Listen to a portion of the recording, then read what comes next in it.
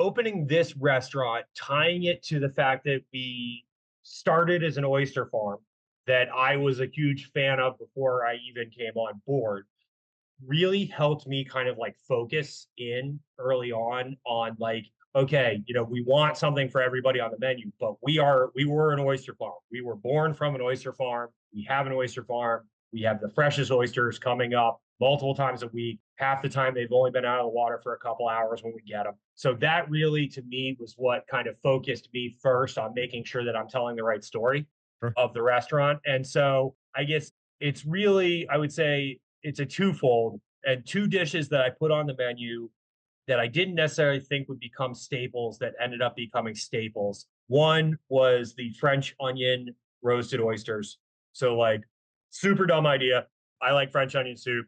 I like oysters. I think we can basically top the oysters with French onion soup and like Gruyere cheese and oysters and cheese are a thing. So and then we tasted it and I have really like good French onion soup base in my back pocket. So I was like, all right, I'll just make my French onion soup because I know it's really good, and then we'll go that.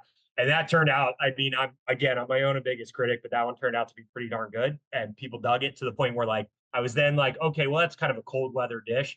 But everyone was like, no, you're not allowed to take that off the menu ever. So that was one of those things that stuck out to me that is still to this day is on the menu and people really dig it. And, because a lot of places do cheese and Old Bay on oysters. A lot of places do Rockefeller and things that we do already, but I wanted to make sure that we had something that kind of speaks to my kind of French training coming up, in addition to making sure that we're showcasing our oysters.